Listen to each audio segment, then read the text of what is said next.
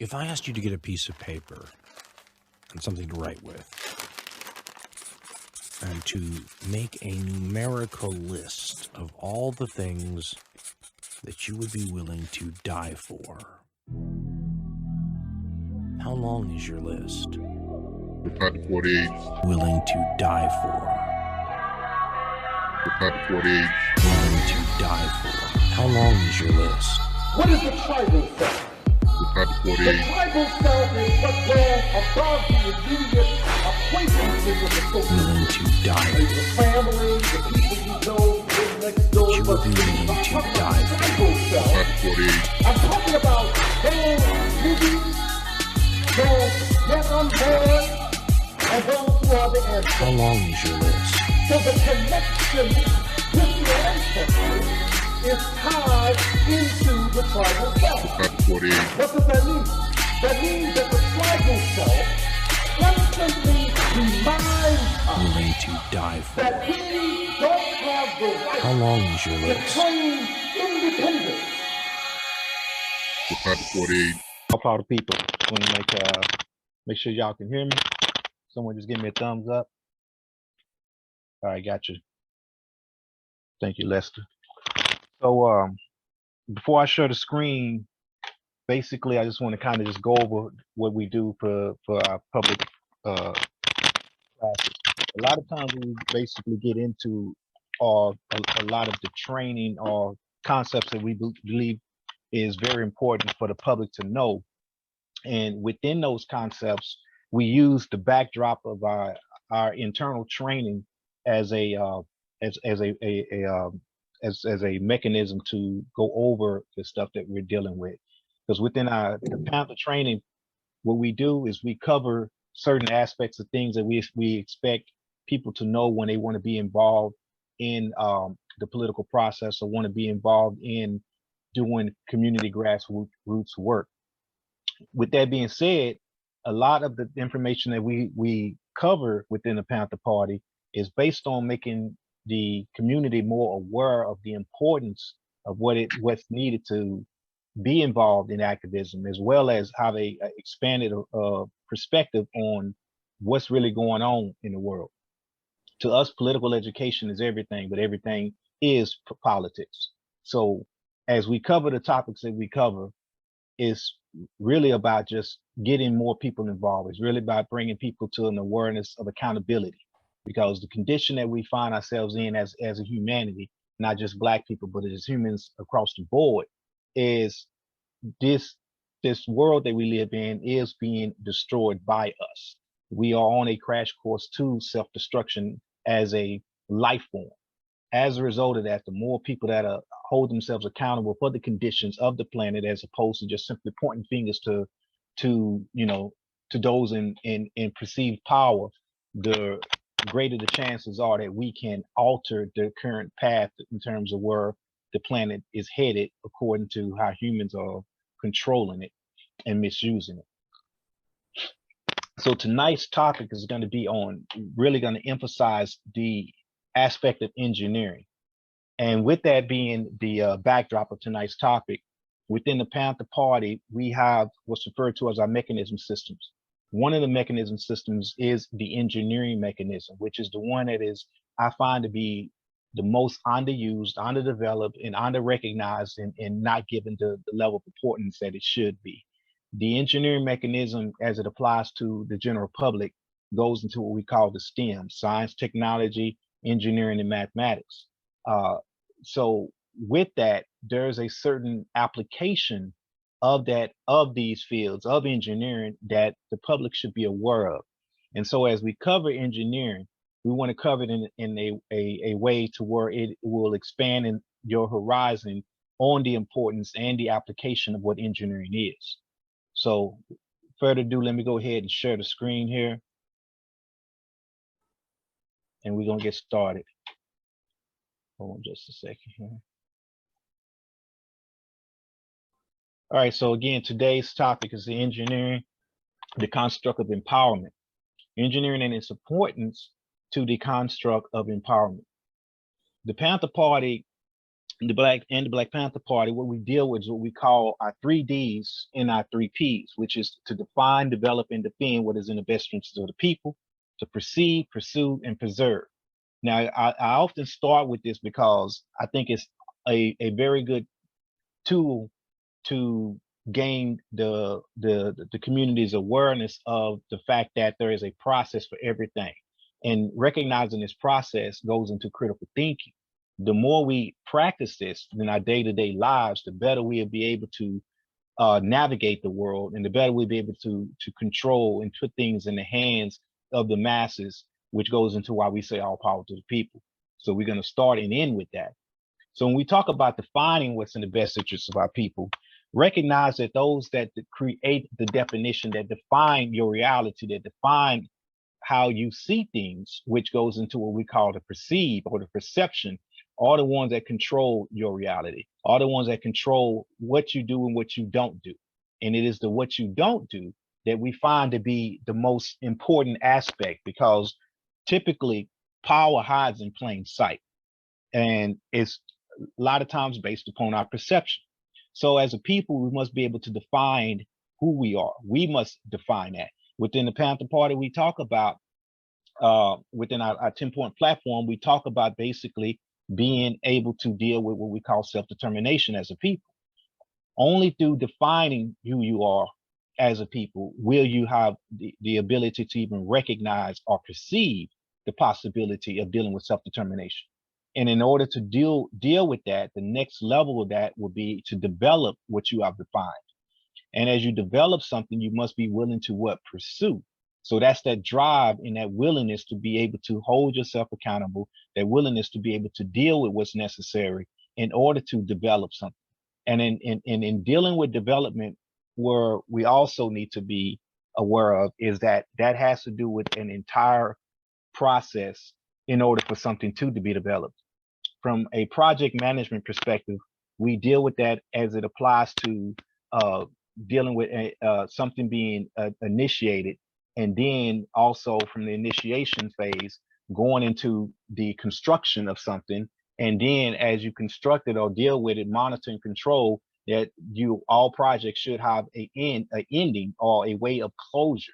And when we talk about closure, we're talking about defining something. What we mean by closure is that there needs to be a way to see things through from start to finish, because too often we as a people may be emotionally charged to resolve a form of oppression and resolve a problem, but don't actually think through solution-based approaches in order to find out or go about the actual solution, as opposed to just simply dealing with the symptoms. One example of that I like to use all the time has to do with police brutality. Police brutality is not actually the problem. Police brutality is a symptom of a greater problem. So when you talk about developing solutions, you have to talk about it and look at things from the standpoint of how did we get to this position? How do we get to this problem? And how do we develop an actual process that will have us creating a solution, as opposed to just coping with the problem? Because when we talk about coping with a problem, as opposed to actually having a solution on the table and actually implementing a solution, coping basically means how do you minimize or navigate around, above, or below that obstacle. We have become very good at coping, which means we're good at running obstacles. And being a good obstacle runner does not make you someone that's capable of dealing with and addressing a solution. Because just because you're good at navigating or going around or dealing with the actual areas of oppression will not remove those oppressions from future generations, which means they have to become good at navigating the obstacle field. So when we say developing, we mean actually having a solution-based approach to our issues. And then in terms of doing so, now you get into what we call the third D, or the defend, which is the ability to be able to take what was defined and developed and continually recalibrate that, continually process that, and continually add to that foundation and defend that way of life, so that it does not, as the baton gets passed to the next generation, which we refer to as a generational advancement, that generation is able to build upon that foundation. And so these aspects and elements go into concepts of engineering. So the first one we want to cover as you talk about that is we want to define construct.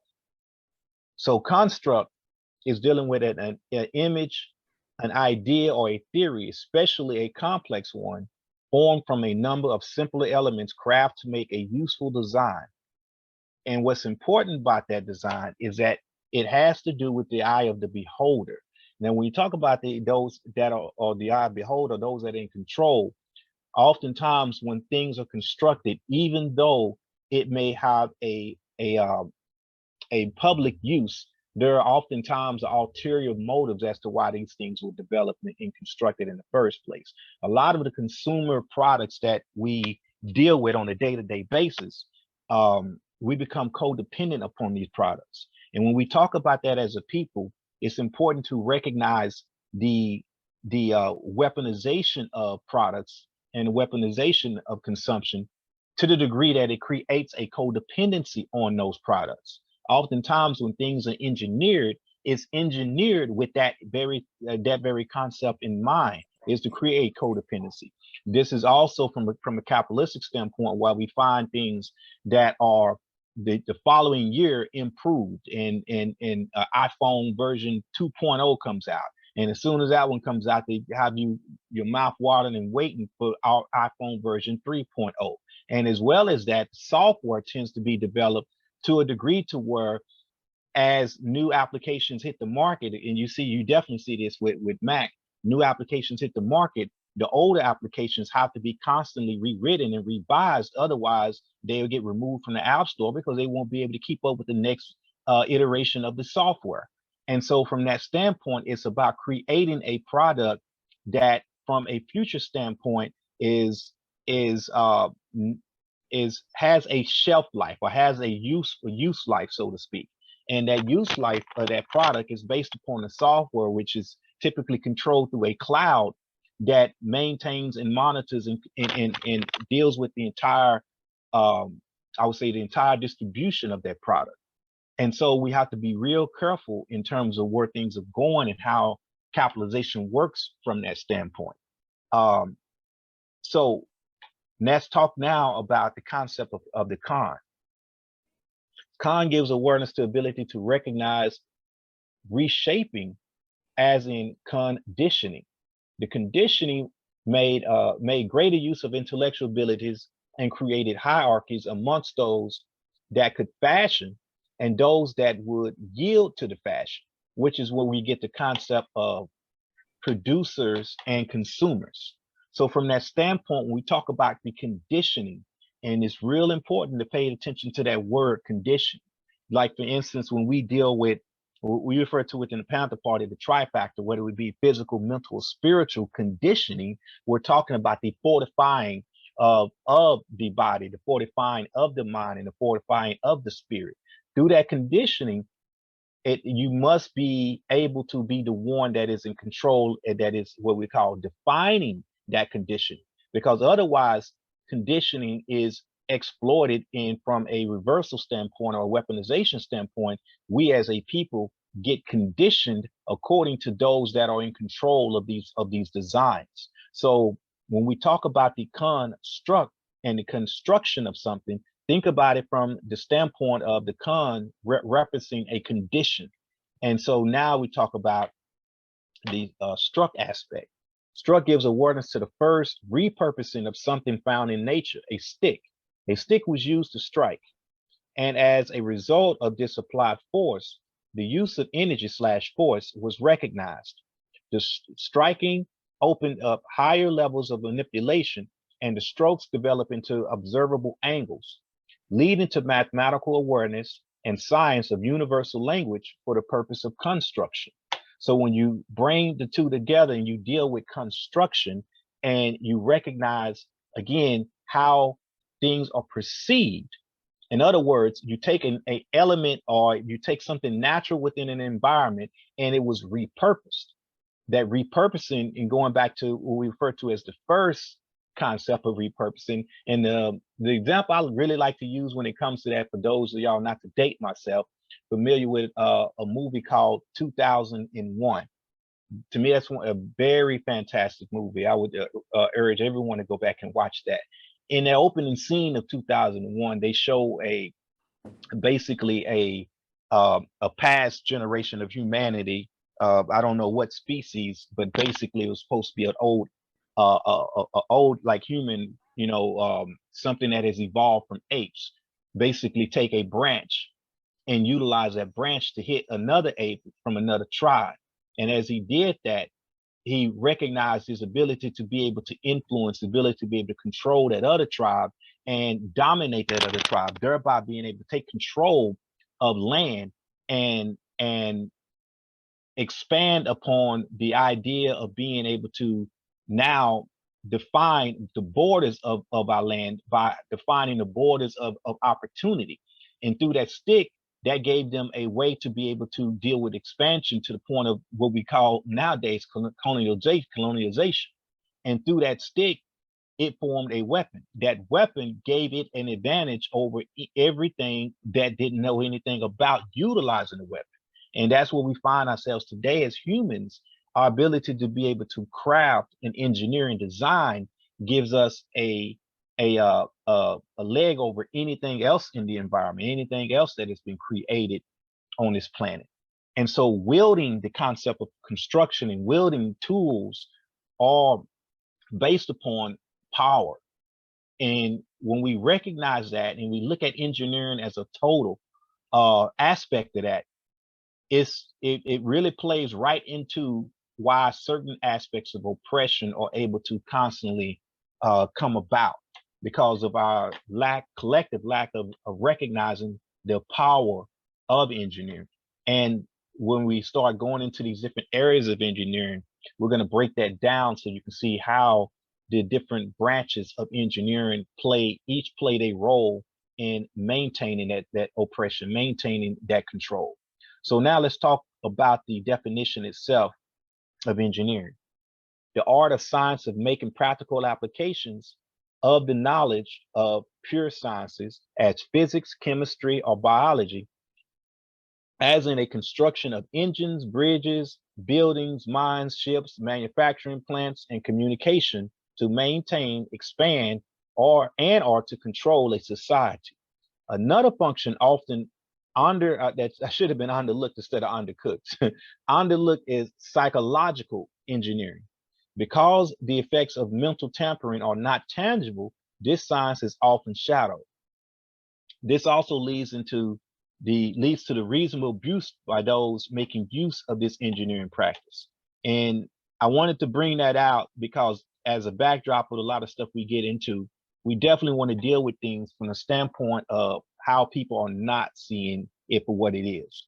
So when you talk about, again, psychological engineering, that goes into the applications a lot of times of how certain things, products are created and how they can be utilized to control a society. See, it's one thing to just recognize that, yeah, we live in a place in a country to where we got access to a lot of creature comforts.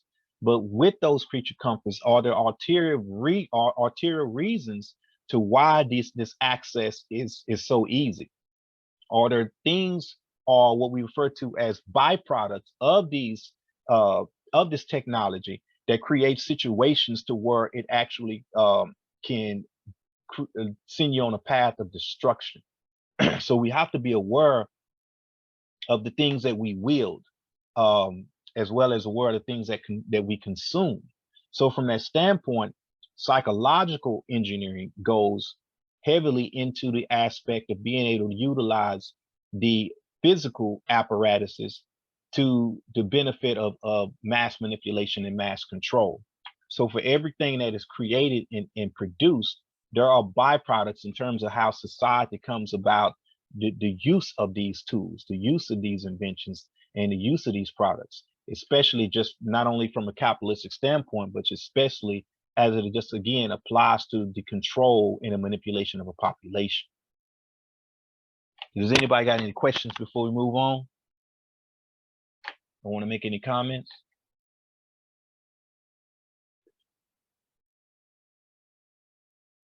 All right, I keep going. This being my first time here, I'll just hold my comments until I get into it. Okay, got that. All right, the next one here is a machine, and it's important we just kind of break that down just from the same standpoint of engineering. An apparatus consisting of interrelated parts with separate functions used in the performance of some kind of work. Also, an organized group of persons that conducts or controls the activity of a body, which is again the physical, mental, and spiritual. And so I wanted to add that last line just as a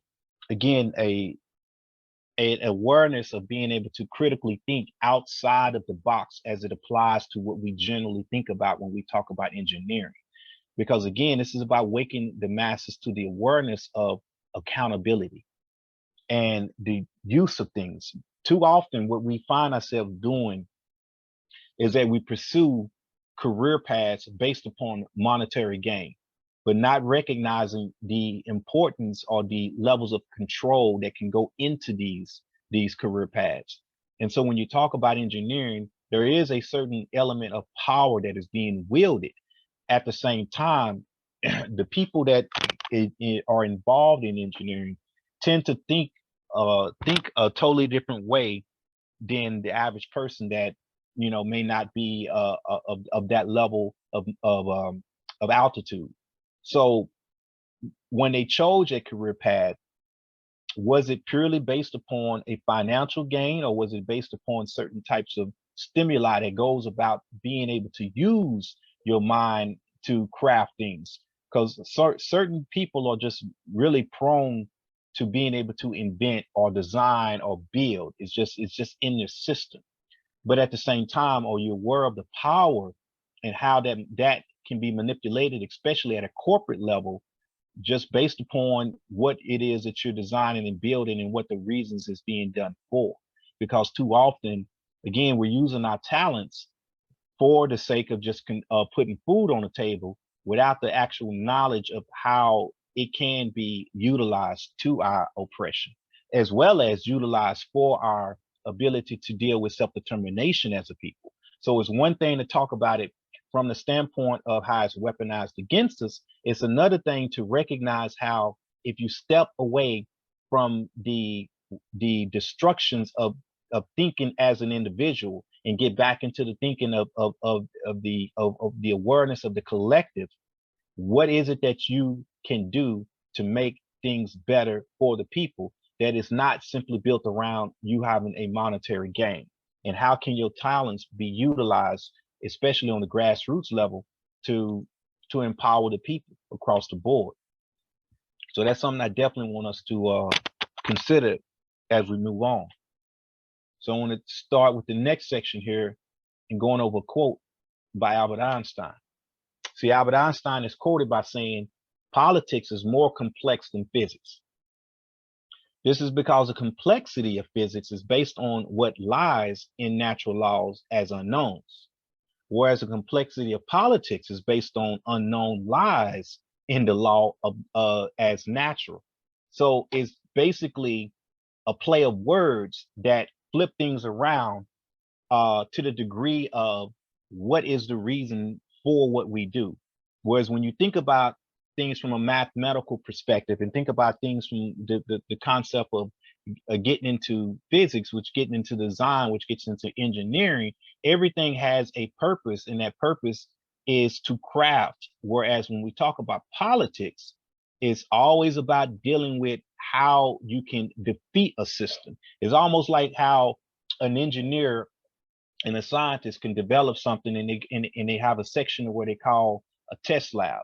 Whereas in a test lab, after a product is developed, you take it through quality control to where what you want to do now is attempt to break it through its normal use, especially like within a software. People may be familiar with those that after a piece of software is written, like especially for like a video game, someone sits down and they utilizes the software and they try to do weird things to make the software lock up, or things to make the software crash and stuff like that. So from a political standpoint, politicians basically utilize these loopholes as the way of operation. And so thinking from that standpoint of how politics is played as a game, it makes it way more complex than physics itself, which is why so many of us have no really earthly idea what's going on with politics and with politicians.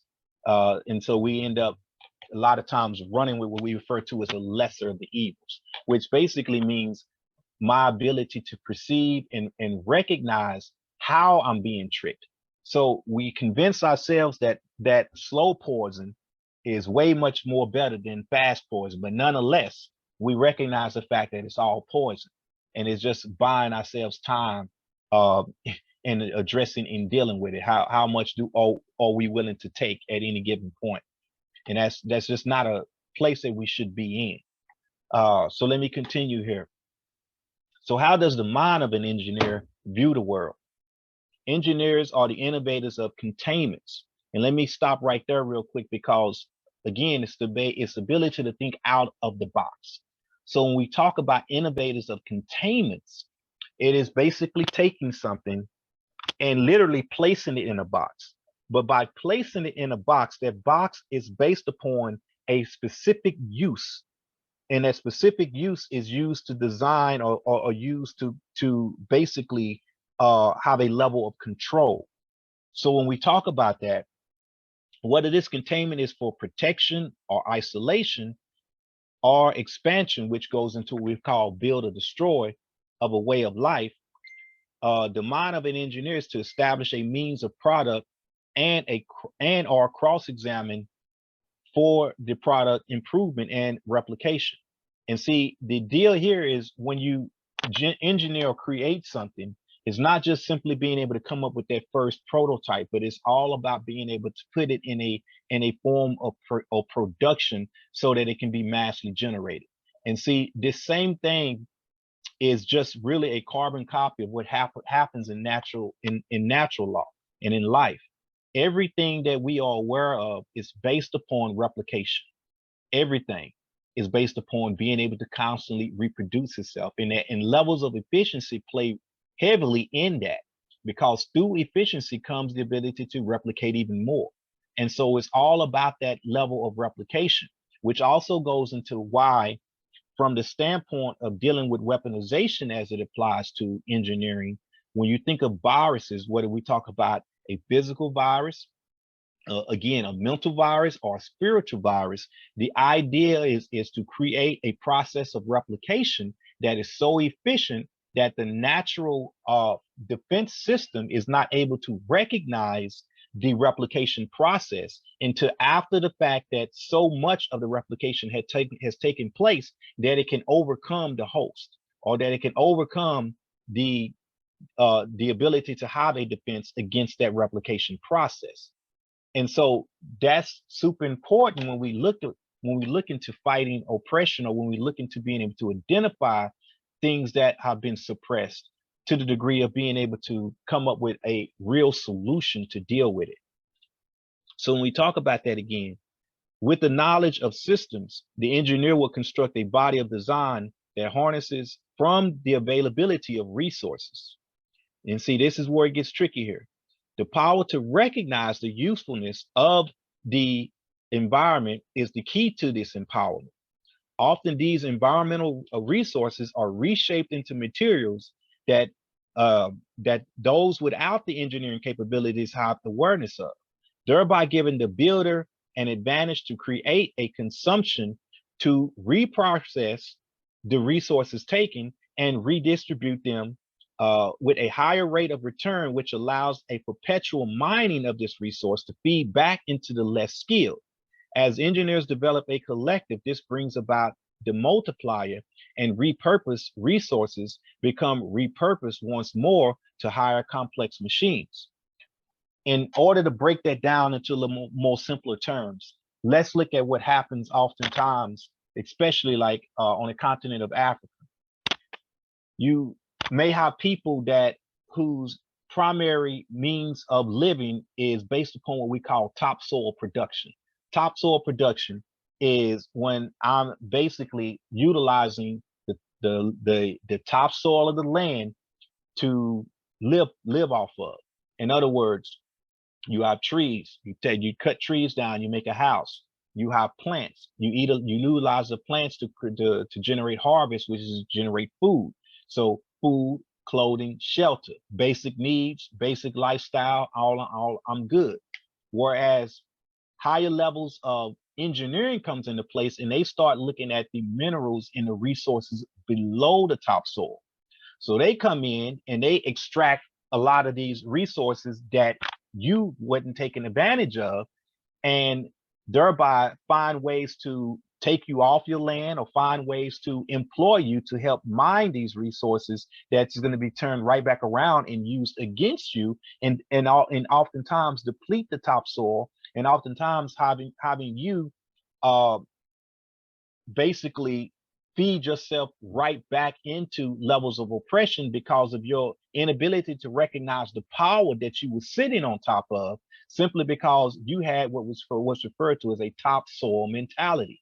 Because when we are not able to recognize the power of everything that is around us, again, being able to recognize the usefulness of the environment, and those people that come in and prey off of our inability to recognize the usefulness of this environment, or to take full advantage of our environment, or to process it at full initiative, then what happens is we become enslaved by the very thing that is beneath our feet that we're not utilizing. And so that's why land from that standpoint becomes so powerful and so important. And especially as a people here within the United States, as African so-called Americans or African captive Americans, we find ourselves walking around with what's referred to as a renter's mentality.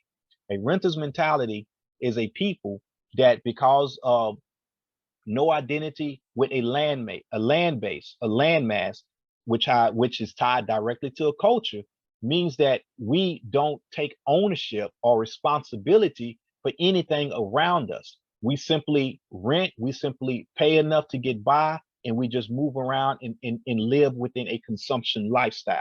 What can I buy and purchase? And these things tend to define our self-worth, which is why it's so easy for people without a means of production to get caught up in the fashion and to get caught up into the latest trends, because they tend to define themselves by these trends or by these products that someone else is manufacturing, utilizing the same resources that you have access to, and simply throwing a name behind it. And next thing you know, that name has generated this level of work, and that work is based upon how much it costs, and how much it costs is based on how much they can make you consume of this product. So it's a perpetual cycle of consumption based upon your inability to produce, but your ability to be able to constantly be gravitated and caught up in the levels of consumption based upon their level of producing something. And oftentimes that production is simply what we call a nested production, so that a larger product or a more expansive product can turn around and be engineered and developed. And so we get into that when we talk about a little bit about the military industrial complex. So let me see, where did I leave off with this? Yeah, more complex machines. And the next definition here is alchemy, the science of taking a base element and using it to make a totally different element. Now, we are pretty much very familiar with the concepts that I'm talking about, but the applications are what oftentimes we're not aware of. And see, when you talk about making something really a secret, it is not so much that it exists. It's almost like how people's a misconception about a quote unquote secret society. Oftentimes people feel like simply having the awareness of that society means that they don't have a secret. But the secret is not the fact that it exists. The secret has to do with the applications and the knowledge that is being distributed and utilized to control those that don't have access or direct control of these elements. And so from that standpoint, when we talk about alchemy, too often it is viewed only or utilized only within the realms of a lot of times metaphysics. So the average person thinks of alchemy and they think of metaphysics, not knowing that the word chemistry basically comes from the concept of alchemy. It's the same root word, chem, alchem, which actually from an entomology standpoint had to do with when the Arabs had control and manipulated and took over certain things that were already being produced in Africa prior to their arrival. And then from that standpoint, Europeans came in and took it from the Arabs. But mind you, these things were initially developed in Africa by Africans. So the term alchemy simply had to do with the idea of what we're talking about when we say engineering and taking a resource and repurposing that resource and utilizing it for something else. And so this big shrine or mystery in terms of the concept of alchemy, because of wanting to keep you caught up in certain forms of metaphysics, have taken on a level that is impractical and not useful to the average person, other than to have a good conversation piece. So we want to take that mystery back out of the fact that when we talk about engineering, that is what we're talking about. We're talking about producing something. So now with that, let's go into the difference between the scientist and an engineer, just from a basic level, just so we can take that and utilize it throughout this discussion here. So scientists are the ones who create the theories, whereas engineers are the ones who implement them. Scientists ask what happens and why in the natural world, whereas engineers use these answers scientists find to create new inventions and ideas not in the natural world. So that goes hand in hand to why we talked about the concept of alchemy. Again, the engineers will turn around and create new inventions and ideas not in the natural world based upon what is discovered and dealt with by the scientist. And so what's important about that as we move forward is when you talk about colonialization and you talk about conquest often is driven by having access to something that is not already within your means of grasp. And so through conquest comes the ability to come across and harness resources, come across minerals and things that you may not have had use of, which is basically the way of having greater access to tools. The more tools at your disposal, the more power you wield.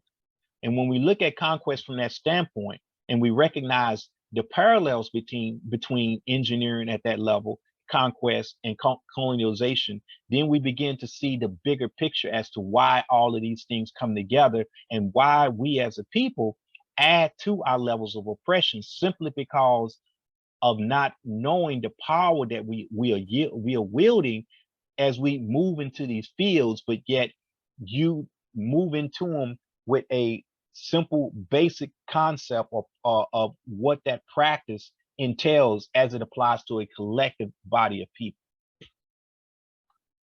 And I do like that, like it when people ask questions or have some feedback. So has anybody got anything to add or say before we move on?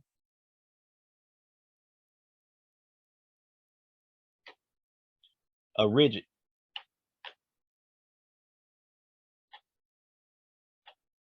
Oh, Brother Lester, go ahead. Yes, dropping a lot of knowledge right now. So, I mean, there's plenty to discuss in what you already shared. And when you're getting into choosing a career path and being able to use that to the benefit of folks, I just wonder, are we calculating, we're talking about engineering, but are we actually calculating the folks that are working in those type of influential positions to be able to put them on a list? Because when we give all this power to colonization and whiteness, and we forget that whiteness is a construct, then we get a little bit too much energy tied up in that. And if we're not using those resources, or we're not connecting our engineers with how we use our liberation efforts to not put so much energy into that. The consumption thing is a big thing.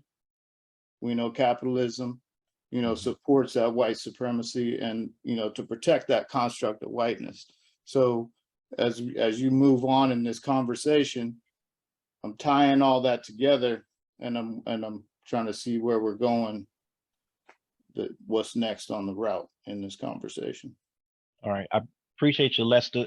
Again, one of the biggest aspects of the conversation is to get people to recognize from a greater level what engineering really means, especially those people that are not in the field of engineering or not having a scientific perspective or point of view, as in the power that has to do with. But at the same time, just going back to the work that has been done within the Panther Party, and when we talk about our 10-point platform, remember that when we as a people were in, especially when we was in a situation of segregation, oftentimes we called ourselves that, you know, I would just say the masses of people basically said, hey, we look to the government to try to free us. We look to the government to try to solve our problems. Where the 10-point platform came in is because it was about being self-determined. And so therefore we recognize as a people that we have all of the resources that we need in order to free ourselves from oppression. The problem comes in when we don't recognize the applications of the things that we already have access to.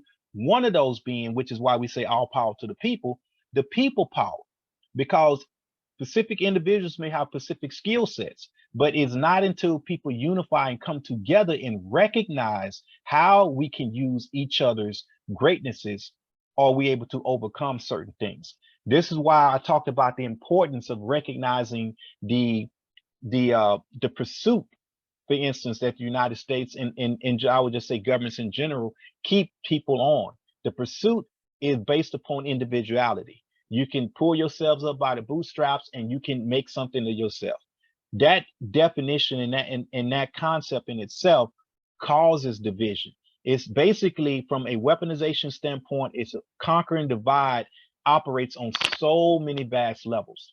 And so when we talk about conquering and dividing, people tend to think that it is a blunt, in your face strategy, not recognizing that in essence, just the way that our subcultures have been developed and the way we are targeted to be consumers as individuals strips us from our ability to recognize that we do need to come together for a purpose. And so, in fact, at the end of this document, I have some resources. We have a website, Panther 48, which a lot of the classes that we've done in the past are on. There was a class that we did, I think was right before this one. It was a while ago, but it was called Purpose. And the idea of that was to get the individual to recognize a collective purpose. See, what happens is our appetite for self-sufficiency is not there. And our appetite for pursuit as individuals is there. And so when we talk about being able to recognize the power of engineering, it does go into the fact that those people that are in the engineering fields or have the altitude of that mind do recognize their power. So yes, that is the intent. Again, this is why this is a public forum. But on the flip side of that, it goes into the fact that within the use of grassroots organizing, we are able to harness and work together and develop things from the perspective of utilizing our individual talents as a collective.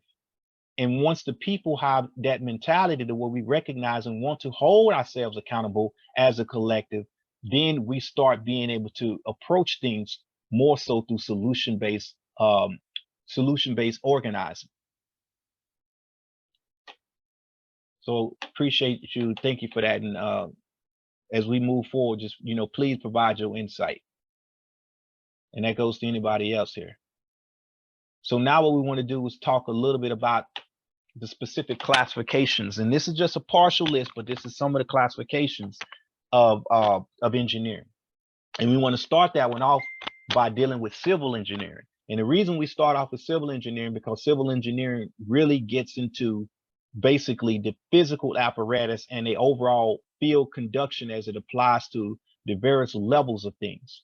So when we talk about civil engineering, it is a field focused on designing and constructing the environments in which humans live. civil engineering typically focus on large construction projects such as buildings, roads, bridges, subway systems, dams, water supplies, water supply networks. But specializations within civil engineering are architectural engineering, environmental engineering, geotechnical engineering, structural engineering, transportation engineering, and another one would be water resource engineering. Again, this is just partial list because the idea here is that it can continue to expand. But now I want us to look at the word civil as it applies to this. The civil engineer is able to see and develop the power of civilization. See that root aspect of civil. Oftentimes when we see the word civilization, we don't recognize and tie that back to civil engineering. It is through the guise of civil engineering that countries take over territories and build military strongholds. A lot of especially smaller countries or territories have been developed through military occupation. One of the ones that come to mind, and this is just based on some of my personal experience as it applies to foreign travel, is the Philippines. When you talk about islands, oftentimes, especially islands that are located near world powers, these islands are typically civilized, so to speak, especially from a modern terminology, or civilized or advanced, and the people benefit for that quote unquote advancement or civil engineering.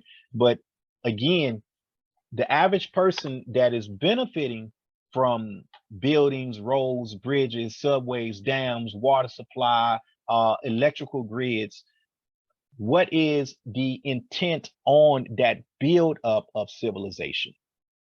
Because if that intent is so that a greater occupying force can come in and have access or create a stronghold, which gives them a land advantage when it comes to approaching or dealing with another world power, or so that they can harness and control certain resources, especially when you talk about the oil industry.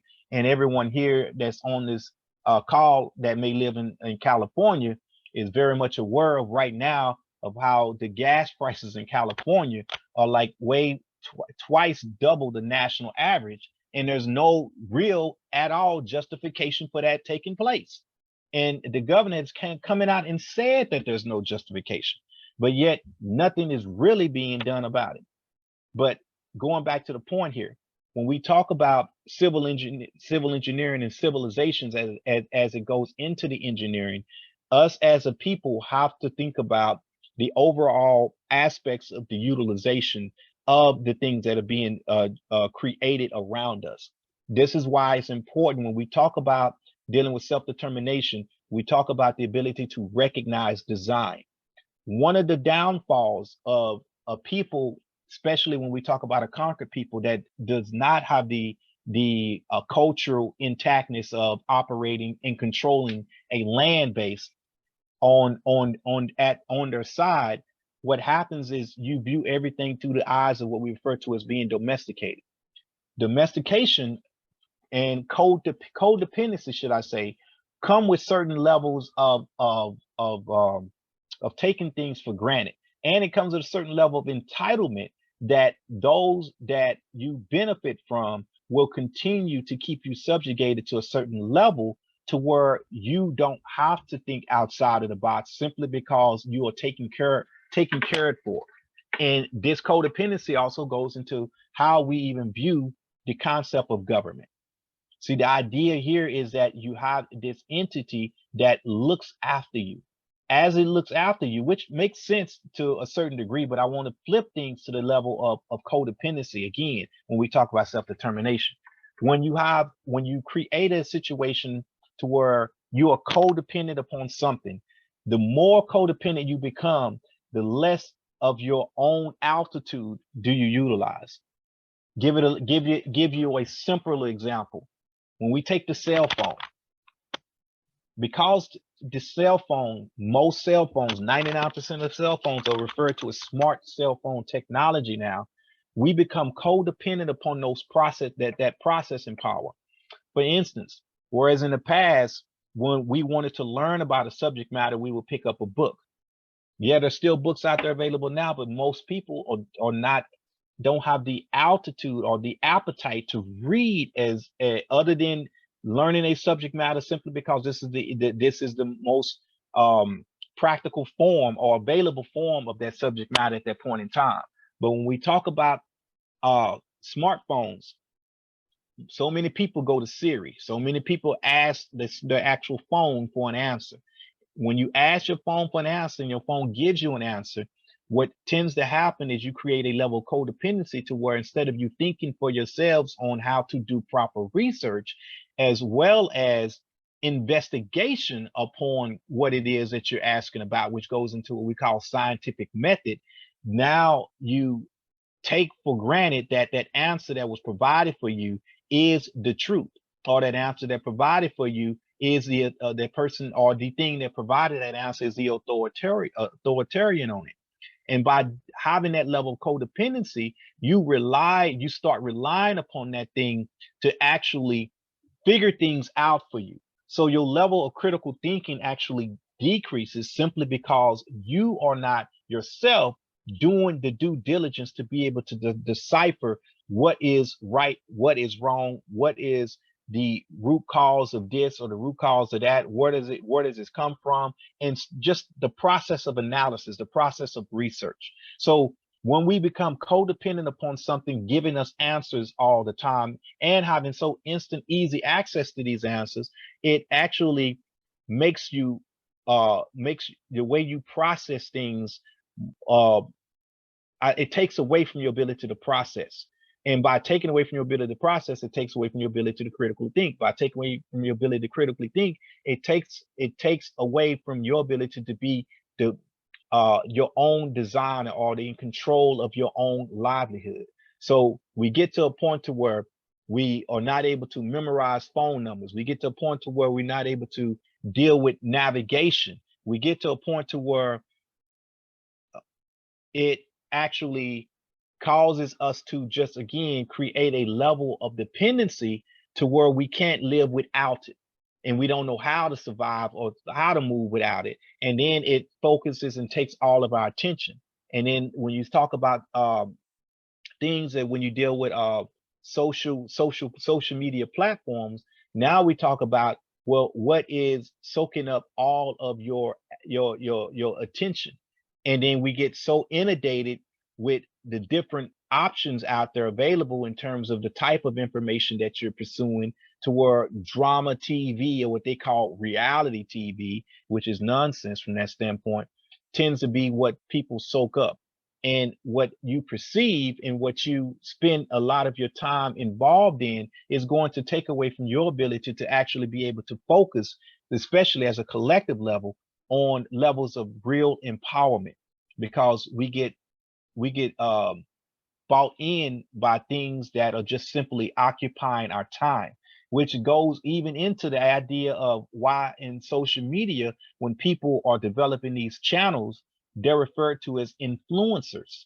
They're not educators, they're not teachers, they're not trainers, they're influencers.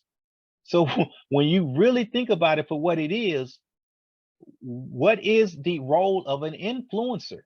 And what is the difference between someone whose job is to teach you, especially when we talk about a technical standpoint, or somebody whose job is to influence you?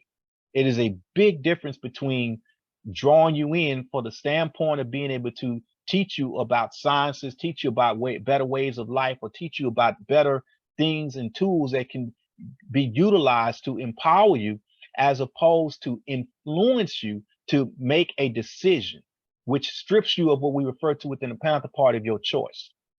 And most people from that standpoint lose the recognition of the difference between choice and options.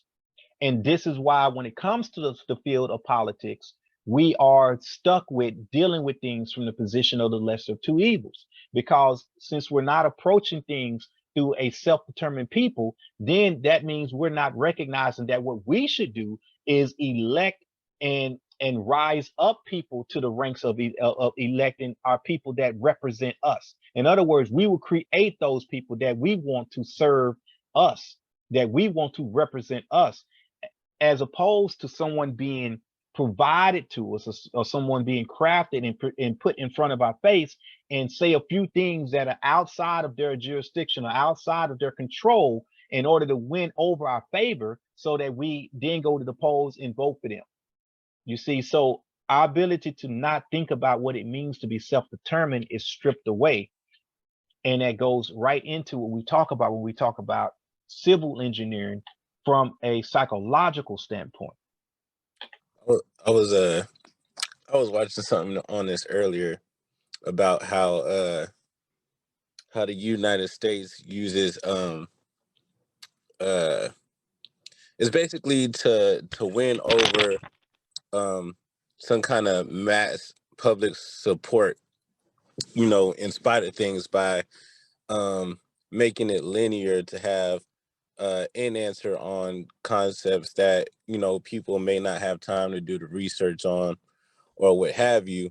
And, you know, by having this public support, so to speak, it enables them to justify um spending the money they do, or making the campaigns moves they do. This one was in context to Russia and combating fascism, but uh yeah, and it went into, you know, how certain things are engineered and certain campaigns are employed through popular support, and targeted, you know, might even like make a dance, or, you know, TikTok. All these things are targeted to the public to kind of create that linear thought. Gotcha. Appreciate that. Brother Lester, go ahead.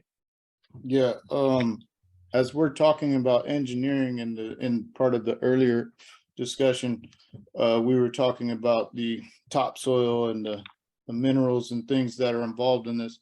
And as we're getting into the civil engineering and working towards affecting politics, so we are under these systems, and, you know, soils break down. You had mentioned that when you overuse it or you abuse it. And we're at a point right now where these systems that have been influencing through capitalism, through all this, are running out of resources. Well, they ain't, you know, so we're getting to a point where that soil is breaking down in their engineering. So in our new forms of engineering, or what we know as engineering, if we take it back to the root, we have to find, I'm hoping this is working toward communicating and connecting with that small percentage of folks that get it and can either re-engineer or pick back up that engineering to create that, you know, what Malcolm said, you know, by any means necessary. So as we're working for these folks,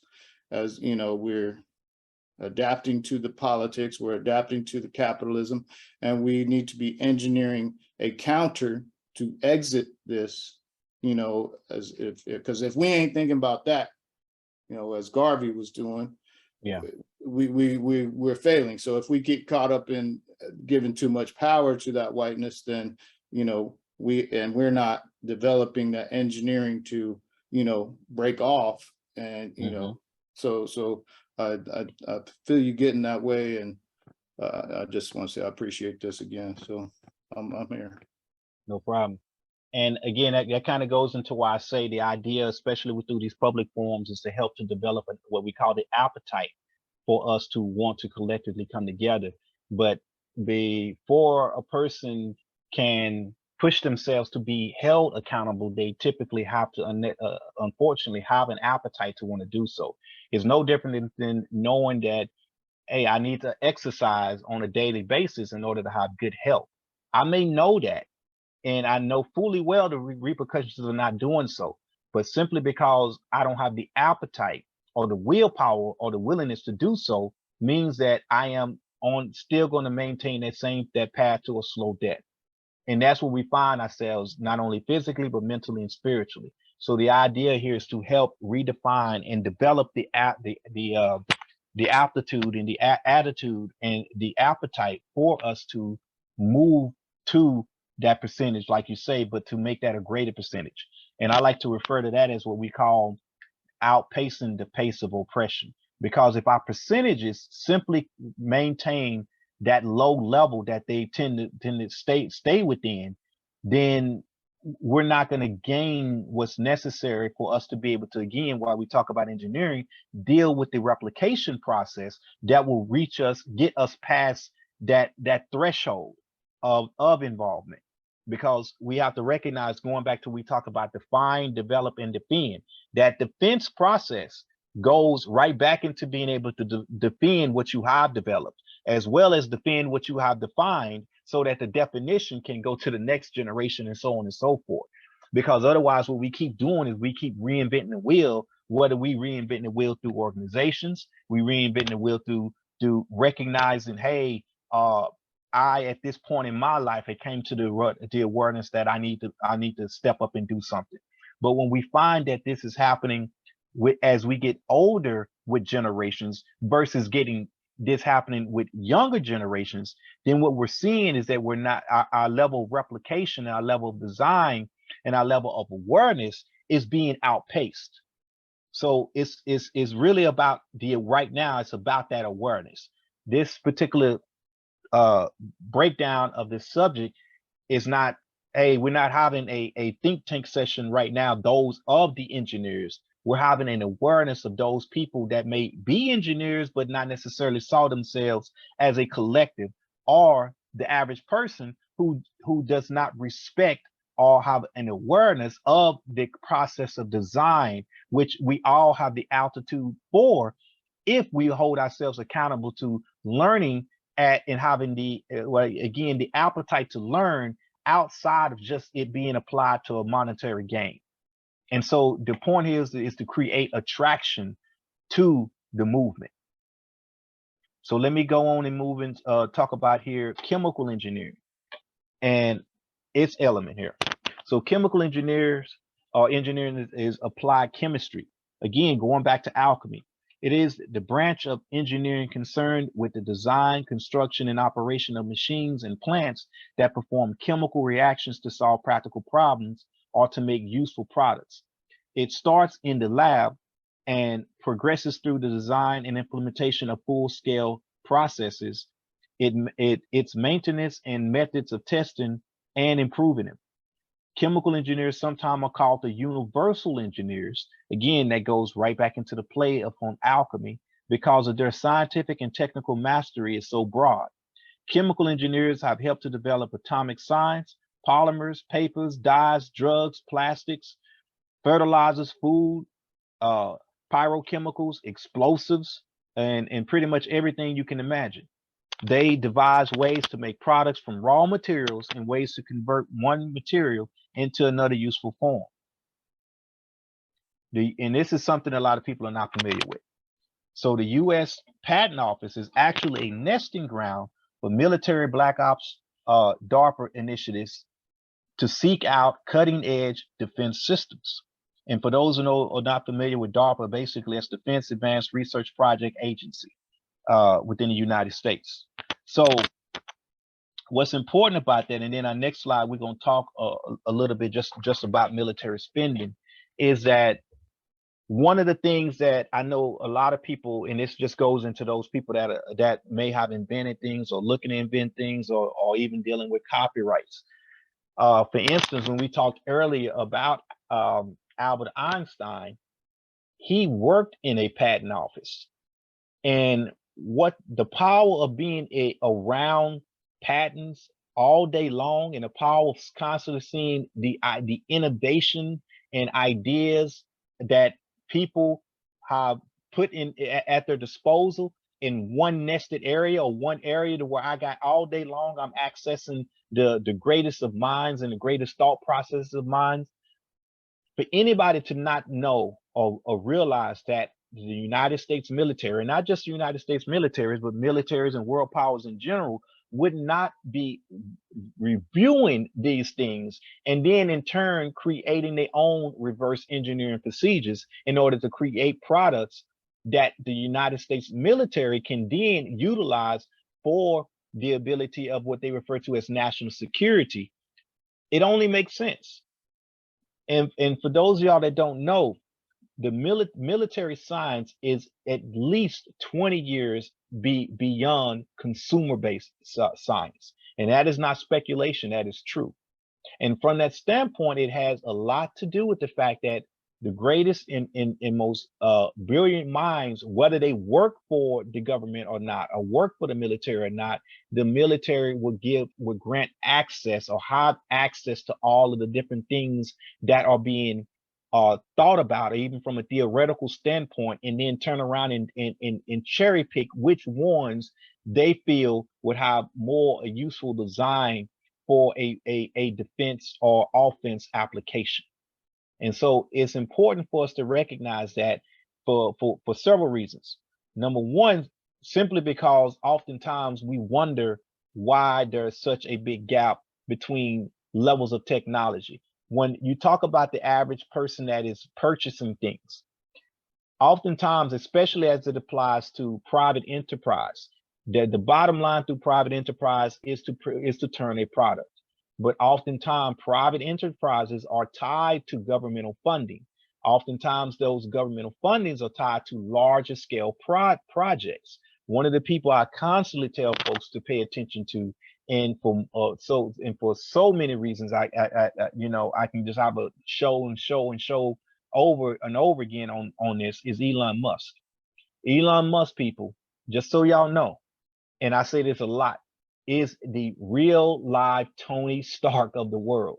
And when we say that, we talk about somebody that not only from an innovative standpoint is operating, but also from a military aspect is creating a whole lot of control.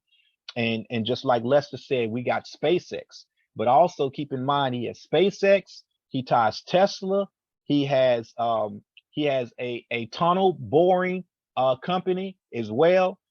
I mean, he basically, think of it this way. He has from outer space to inner space to the ground to below the ground. We talking about billion-dollar industries that are dealing with all levels of civilization tied back to one individual. And that is a lot of power. And then we can go into go into the companies he got to where he's dealing with mind altering technology and brain control technology. It's a lot of things that's happening.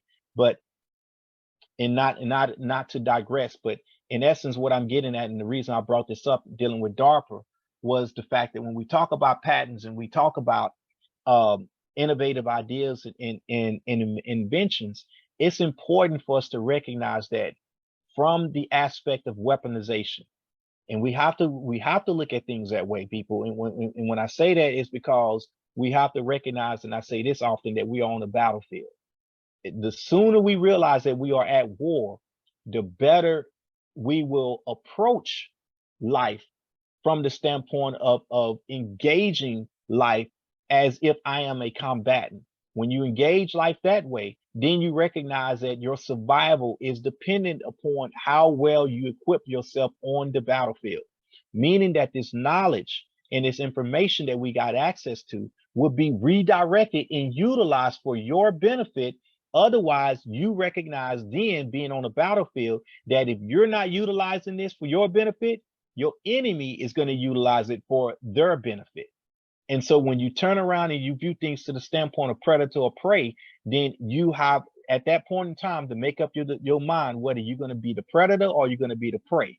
And if you allow yourself to maintain a mode of predator of being a predator, then again being in a consumption mode and not being to where you're about engineering or about designing or about production and creating things, we now talk about from a larger scale, a community or a neighborhood, should we actually say, that will be constantly flooded by outside companies or outside people who would simply just occupy your land just so that they can take your dollars, so that they can take your resources and not feed them back into your community. And from that standpoint, you maintain a renter's mentality because you don't have control of your own resources within your own environment. You go up to a corner store and someone will charge you $5 for a gallon of water, and all you can do is buy that and walk out cursing because you don't have the means of producing it yourself. So you can be mad all you want to. But if you're not in a position of where you can control the resources that are actually available within your own grasp, then you set yourself up to constantly be oppressed. And what you have to recognize from that standpoint is when we're dealing with an imperialist body, then it is about creating levels of consumption and keeping you trapped in that cycle, because that cycle is what generates profit this year, and next year's budget to be able to create and generate more profit, and next year's budget to create more profit. All companies that are in business, especially when we talk about private industry here, it is always about the next year's budget being greater than the year before that. You don't have any company that comes in and especially high-end execs and say, hey, we're going to project lower sales next year. We're going to project lower profits next year. It doesn't even make sense. And so the government operates the same way. The police departments operate the same way. Every department wants a larger budget for the following year. And the only way to do that is to have a larger pool or a greater access to a consumer-based pool to pull that profit margin from. It's not coming out of thin air. It's always going to get passed on to what? The consumer. Every time they talk about taxes, they say what? It will be passed on to what? The consumer. And so as long as we operate from that level, that individual level of thinking, we are setting ourselves up constantly to be taken advantage of. And so this is basically about getting us to recognize the importance of seeing things through the eyes of the producer. Let me go down to the next section here. So as we was talking about here earlier, in dealing with the military research here, research and development budget. So the United States here on the right-hand side, and this here is pulled from last month, 2022, $610 billion is what the Department of Defense has dealt with in terms of money. And if you see here, you got China, you got Russia, you got Saudi Arabia, France, United Kingdom, India, and Germany.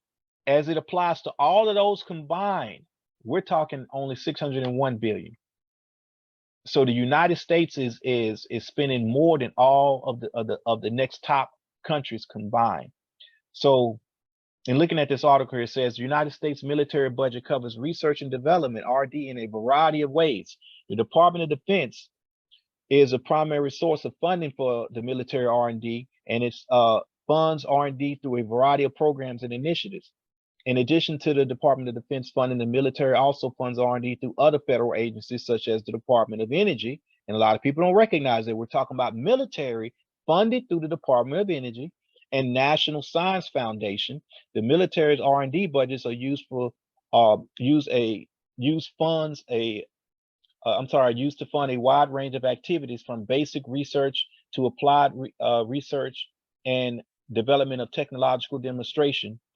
The majority of the military R&D funding is used for applied research and development, which is defined, defined here, as research directed toward a specific recognized need with the objective of discovering information that can be used to directly in formulating plans or design systems. The military's R&D budget funds is a wide variety of projects and programs ranging from the development of new weapon systems to the research of new technologies to improve the effectiveness of existing weapon systems. In recent years, the military's R&D budget has been used to fund a number of initiatives related to the development of new technologies for use in military operations, such as development of unmanned aerial vehicles and cyber warfare capabilities. And so it's important here that we just really take a step back and just look at the amount of money that is being used and why and how that money is being used, because too often when people think of the military, they think of just the basic infantry. in not seeing the bigger picture in terms of how so many departments and so many things are tied into defense. And again, when we talk about the 3Ds, define, develop, and then defend, they have to, that trifactor has to be all inclusive and holistic in terms of its approach. So why then is it right before our eyes that our government obviously utilize a holistic approach in order to maintain its systems, that we wouldn't also do the same thing? Go ahead, brother Lester. Yeah, I was just going to note that the military and it also makes money off of those developing that weapon. They make money for the industries, and those some of those countries on that list right there are consumers, so they are involved in the consumption of what the military make. I mean, Saudis just bought like $20 billion worth of jets and guns. We just sent all that stuff over to Ukraine. So yeah, it's a consumption all around. Right.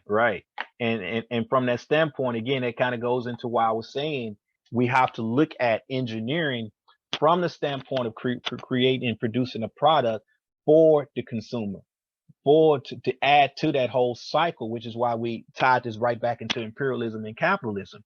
And that defense in itself, I mean, that in itself creates a defense because it creates a codependency. And oftentimes another thing that we don't look at, and this is digressing a little bit from the subject matter, is what we refer to as foreign aid. Oftentimes what countries would do is cripple the resources of another country and then come in with foreign aid, which has the appearance of being free access to something, just to create, going back to what I said about the renters mentality, what we find ourselves in dealing with here, a codependency on my foreign aid. And then what I want to do is keep you codependent on that aid, keep you codependent on this money, keep you codependent on these resources that I'm giving you for free, to create a culture of codependency to where you get so comfortable with getting that aid that it becomes a lifestyle, which is welfare system. So whether we talk about it from a physical welfare, mental welfare, or spiritual welfare, when I create that level of codependency, the objective here is not just to help you, which on the surface it appears as though it's about helping you, but in actuality it's creating a codependency so that you cannot operate without me. And when I create that type of relationship, you are forever tied to me being in control of your everything. And so we have to recognize how that sometimes when something has the appearance of being for the goodwill of the people, it was actually one of those scenarios to where you create a problem in order to create a solution.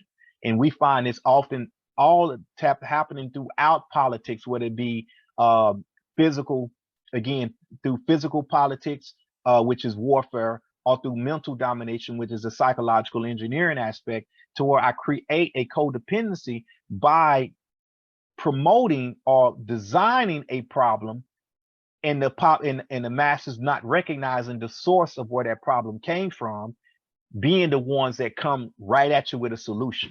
And the solution was tied basically to a consumption of creating a fear factor, causing you to come my way for a solution when I in fact is the same person that created the problem in the first place. And that creates that perpetual cycle. And that perpetual cycle is what we're going to get into when we talk about financial engineering.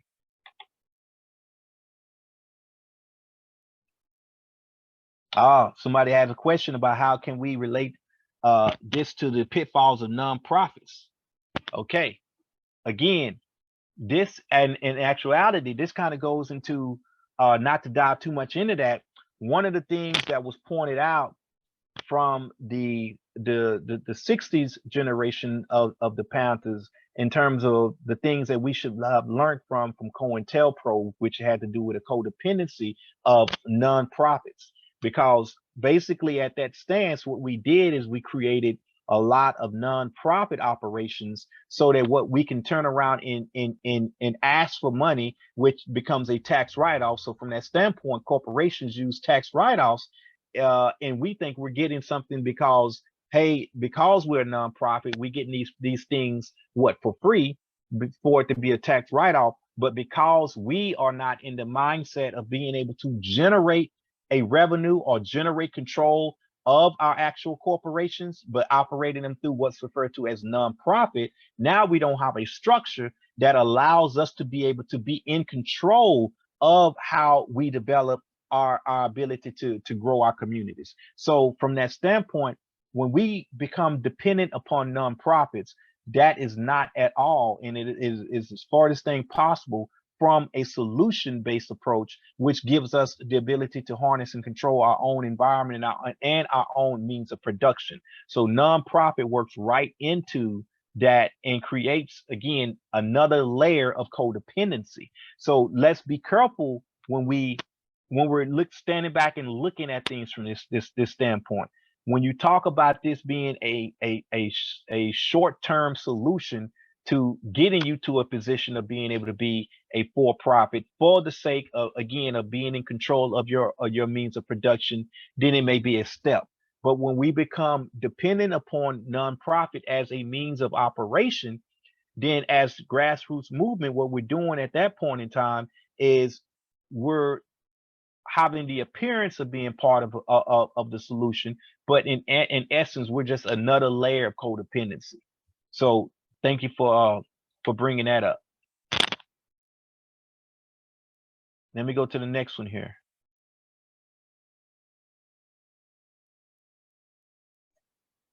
So electrical engineering. Electrical engineering is an engineering field focused on electricity and electronics, from microscopic computer components to large power networks. Specializations within electrical engineering include communications, computer control, instrumentations, electronics, and microelectronics, and power systems, which is obviously just a partial list. Now, another person to bring up here, because we talked about Albert Einstein earlier, but that's now talk about Nikola Tesla.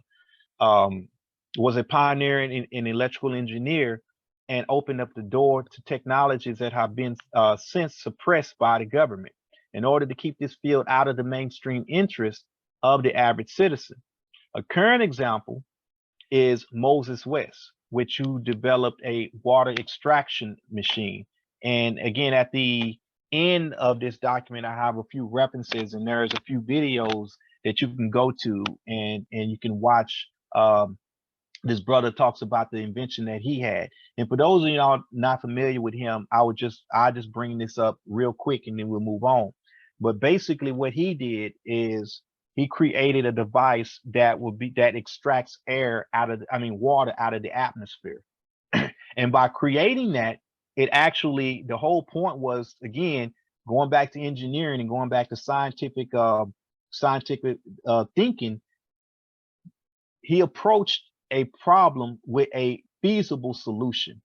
And when you talk about being able to be off the grid, or you talk about being in environments where we find our people, especially on the continent of Africa, to where you don't have access to fresh water, by drilling in the ground or trying to dig a well, all of a sudden you are surrounded by and obviously through the atmosphere, an abundance of water, which is available no matter where you are.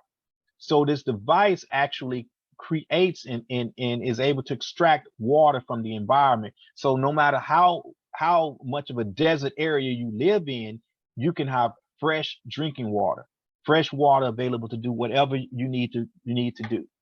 And so with that being stated, you'll see on one video, and I even need to do some more research on him because I'm not sure of how things are operating for him now. There's one video where it goes into how his inventions have been sabotaged.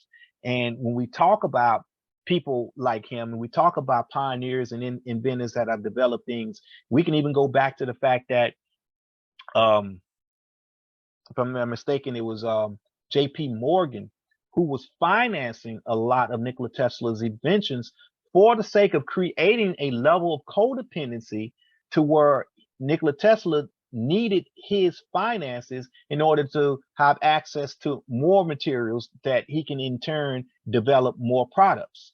So J.P. Morgan intentionally created a codependency to where Nikola Tesla had to, basically he was able to control what he invented and what was released to the public. And what you have to recognize about that is bringing it around to the modern time. There has been many of inventions, especially when we talk about automobiles back in that day and time, to where they were able to actually get vehicles to run off of water as opposed to gasoline and hydrogen. So here we go, in the 1900s, there were vehicles that did not need fossil fuels to operate. So if you move that up into now and you talk about how the oil industry has the power it has, don't think that there's not technologies out there that can free us from the levels of oil consumption that we're under. These things have been developed over and over again by different innovative minds. Oftentimes, what large corporations will do is will buy the patents, will buy the access to this, and buy a person out, and then create these NDAs, non-disclosures agreements, and then by somebody making a few $1 million off this invention, not realizing that the whole point that their corporation did was to buy this technology from the masses so they can continue to operate a level of codependency again on the system, so that they can continue to sell you electricity, so they can continue to sell you water, so they can continue to sell you fresh air, so they can continue to sell you fossil fuels. See, we don't get this. And then when we talk about how there are initiatives now to create a situation, like especially here within California, to where they want us to be operating off of electric vehicles within I think a 10 to 20 year period, all vehicles will be electric vehicles. The point here, there's two sides to this. A lot of people are looking at this only from the standpoint of, hey, this is the attempt to get back on the path to where we are saving the environment.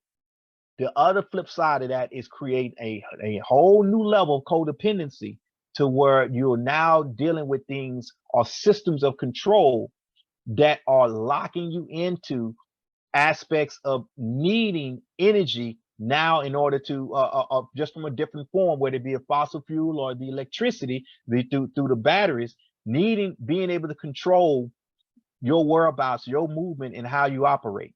And from that standpoint, what a lot of people are not seeing things going in terms of technologies, when they start dealing with autonomous vehicles, ultimately it's going to get to a point to where it's not, the average person is not going to have a means of transportation, because everything will be supplied. It'll be like a large transportation network, to where you will be able to get any point you need to where you don't necessarily have a car.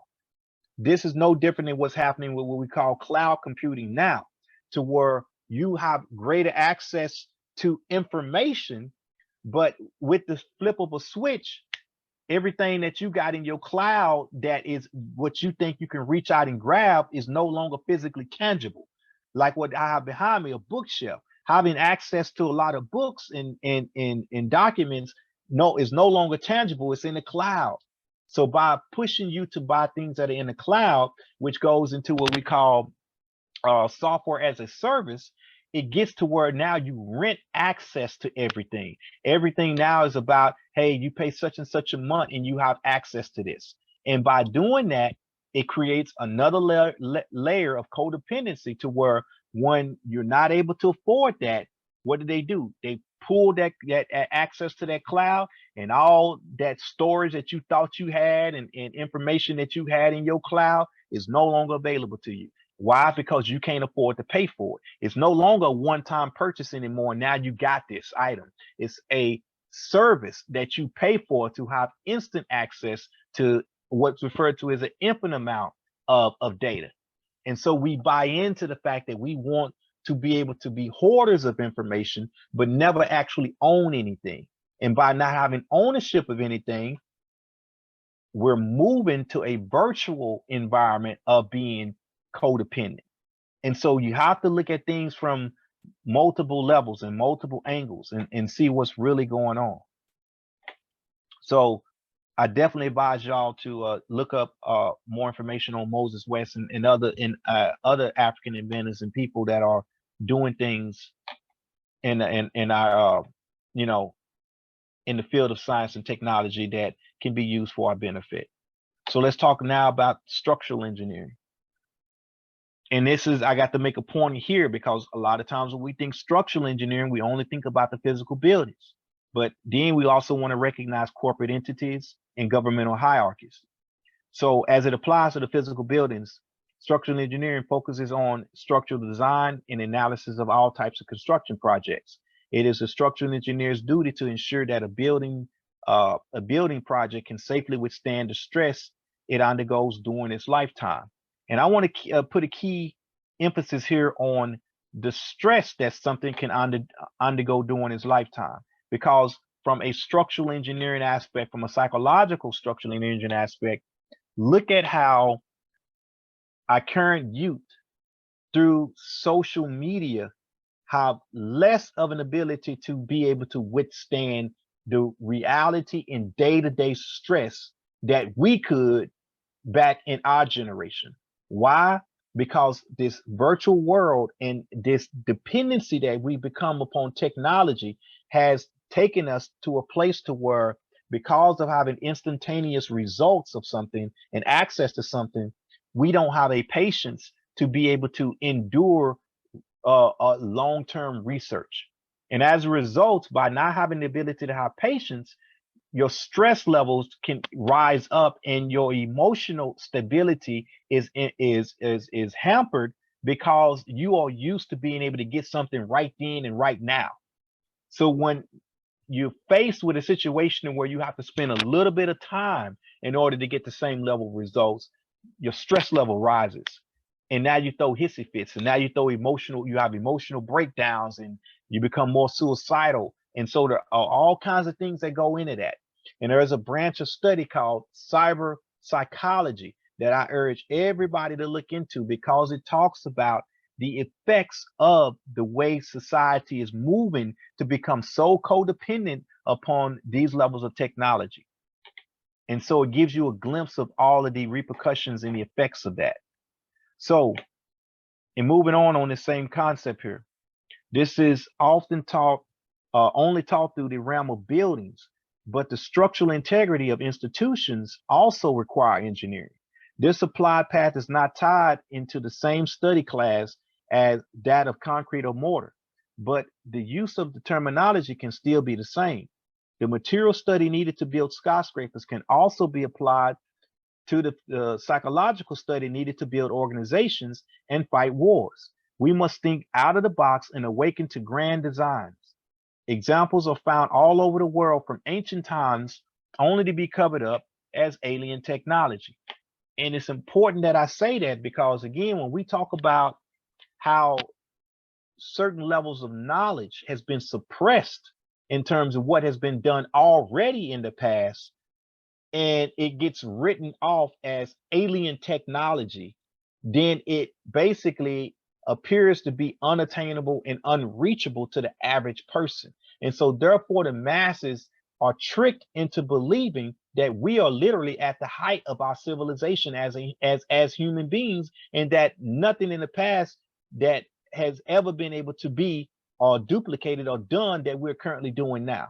And that is the farthest thing from the truth. And by having the masses of people feel that way and operate that way and have the perception of that, then we are limiting and capping our ability to grow and control the environment around us. So therefore, when we talk about being self-determined as a people, we are going to be less likely to have the appetite to want to be self-determined, because those things that are phenomenal that was developed and designed in the past had to been something done by people from another world, or people from out of this world, so to speak. And we keep buying into that. It sounds good. Not to say, and I'm definitely not going to get into this conversation that there is not life elsewhere. From a mathematical standpoint, it is impossible and doesn't even make sense to think that we are alone. But oftentimes, again, the point I'm making here is that when you write something off and as this is what is the answer or why this has happened or this is how this was possible, then you limit people's awareness of the fact that I can come up with that. And when you do so, then we downplay our intelligence. And by downplaying our intelligence and going into what we refer to within the Panther Party is what we call handicapped education, which is basically getting the people adapted and used to what's referred to as a sixth grade led education, to where we always want to keep it simple and keep it plain. And we buy into that terminology and that slogan. Then we never want to increase our level of growth in terms of the masses moving forward and raising to the next level of consciousness. See, we can't always keep it plain, and not having the attitude and the aptitude to want to deal with more levels of high levels of complexity goes right back into the what was stated earlier about how physics is less complex than politics. So from that standpoint, you basically keep the masses of people asleep from the fact that they can be in control and can overtake the small elite people, small percentage of people that control the world and dominate the world. And that's what you have to recognize. That is just a small percentage that is actually controlling the wealth of the entire world. Why? Because the majority of most people are taught to be asleep at the wheel, taught to not utilize the altitude and in the level of brain power that we actually got. We are taught to not recognize how powerful the brain really is. And for each younger generation that underutilizes their brain, as you get older, just like any other muscle, it gets to a point to where it will never be able to operate at its capacity in terms of what it can do. And so we have to realize this, people, is that when we're not willing to put in the work to be better, then we won't be better. And if we won't be better and we cry and complain about oppression, we cry and complain about being the prey, it really doesn't make any sense. It's actually insane thinking and is very dysfunctional from that standpoint. So how much of this are we doing to ourselves simply because we're kept ignorant of the reality of what's going on? Let me go to the next one here. So kind of on the same level, but just a little bit more specific. Architectural engineering focuses on the design and construction of buildings, whereas our architectural engineer uses their engineering skills to make sure architectural designs are structurally sound. Think also on the level of architect as it applies to artificial intelligence. The ability to see a grand design for the position of all aspects of control is a powerful overview and rare. People with this level of awareness often hold positions on think tanks for security, national defense, and governmental infrastructures. And it's important because that kind of even ties right back into something Lester said earlier, how people of high altitude are actually sought out by the government or sought out by corporations, and they buy you as soon as possible and suck you into that so that you can continue to benefit the imperialist machine, as opposed of having the mind to be able to give back to your community. And when we talk about Africans from the standpoint, or African Americans from the standpoint of having a renter's mentality, then we don't have the altitude as a collective to see that, hey, I need to give back to my community. And this goes into the trifecta we talk about within the Panther Party, where we talk about the individual, the family, and the collective. When we have a holistic approach to fighting oppression, a holistic approach to dealing with self-determination, we'll recognize that all three must work together. Whereas typically within what we call the family, we always think of family is man, woman, child, or children, from the standpoint of my goal as a parent is to raise my children to the point to where they get a good education, to the point to where they get a good education gets them a good job, And then that good job gets them to be able to put a roof over their head and for them to raise their children and for their children to be able to get a good education and to put a roof over their head. What we're not seeing when we say that and when we teach that is that what we're teaching is the cycle of consumption. And we're not reaching out to the point of recognizing that we need to be talking about the community element, which goes into creating an infrastructure and an institution that has the ability to what? Generate wealth within its own within its own environment, generate empowerment within that community of that the African lives in, for the sake of being able to what? Employ ourselves, for the sake of being able to what? Control the currency and control how things circulate in our own communities. So when we talk about a family and we talk about raising children and we talk about simply sending them off to college to get a good education and then sending them off to the workforce so that they can make money just to put a roof over their head, just to raise more children, just to do the same cycle, we're still thinking like individuals. We're still thinking in this bubble to where we can operate and exist outside of everyone else in the community. We have to recognize that the family unit must include the community. You must be a part of that larger body, because being a part of that larger body is what gives you the ability to what? Be able to be self-determined, be able to be in control of your environment, be able to have access to means of production to keep your society intact, and to keep the people that come from your environment able to control that environment, as opposed to being led or controlled by outside politicians and people that are from different areas or different, tribes, so to speak. Brother Lester, go ahead, jump in. What you got? And it's always an opportunity to mine the we talked about that topsoil, mine that soil, those minerals that exist in the community, Yep. to contribute to that way forward. Absolutely right. And again, that just picks right back up on the whole point of the awareness of this. Let's keep moving here. So financial engineering. Financial engineering is the use of mathematical techniques to solve financial problems. Financial engineering utilizes tools and knowledge from the fields of computer science, statistics, economics, and applied mathematics to address current financial issues, as well as to devise new and innovative financial products. Now, what is a financial product? I want y'all to just think about that. Financial engineering is sometimes referred to as quantitative analysis and is used by regular commercial banks, investment banks, insurance agencies, and hedge funds.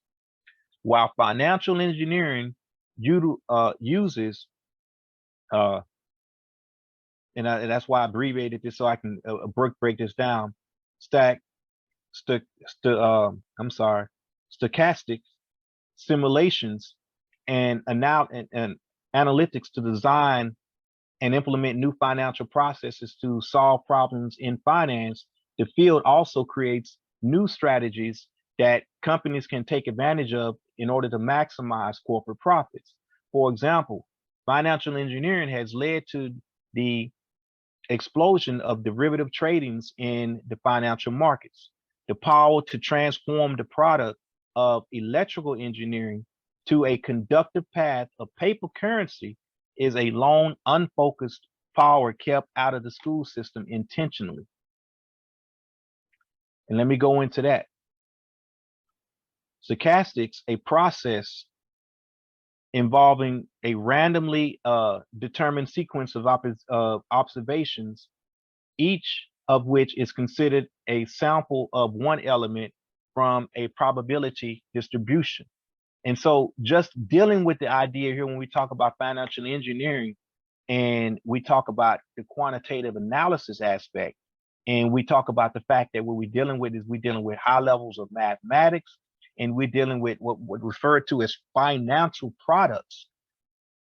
If you take a step back and really see that for what it is, it goes right into why I say when we talk about the importance of engineering, how an entire system is based upon the replication, and it is based upon what we call the conduction of keeping things flowing and producing more and more and more. So it's inevitable that we will be headed on a crash course when we're talking about even those that are producers are producing for the sake of consumption. So you're creating an engine that has to constantly feed more and more into itself.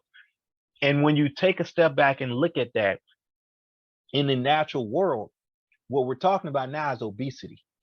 We're talking about something that will continue to get fat, fat, and fat to the point to where it cannot sustain itself, because that's what it's doing, and that's what's happening.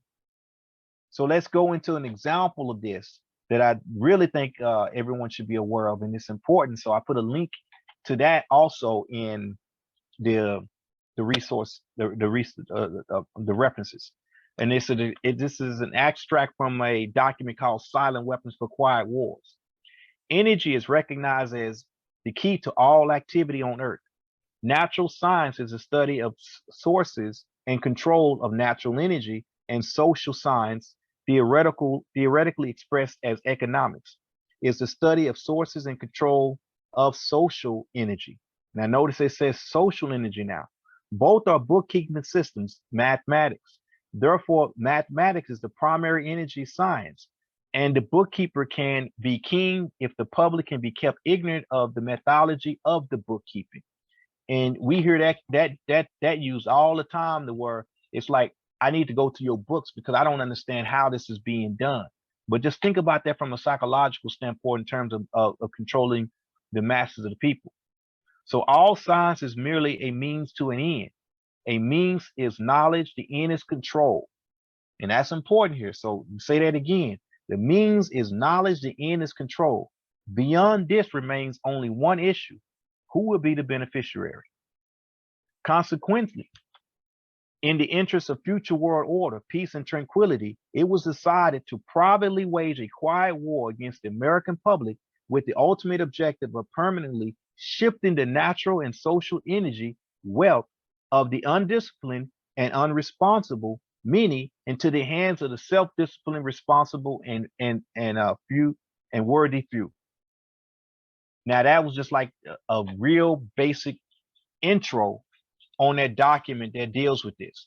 And for those of y'all not familiar with it, Silent Weapons of Quiet Wars is basically talking about a whole document built around financial engineering, but utilizing the examples of electrical engineering in order to make its point. And it shows you the parallels between physics and currency as it applies to current, which is how, when we talk about electrons moving, current being how they flow, as opposed to currency being how energy is flowing through means of production or means of transference from people to people.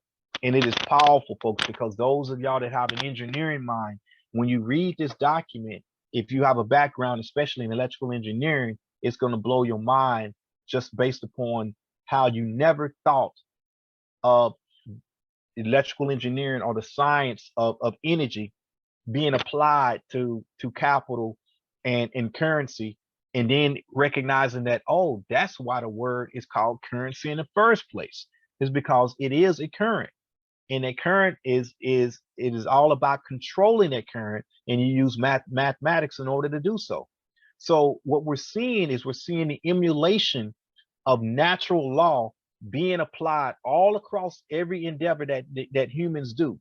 But because the masses of people are taught to be ignorant of these processes, we are not able to take a step back and see that everything that is being done, even when we talk about computer science and software engineering, especially that from the standpoint of what's being done is mimicking the neural nets that exist already in the brain.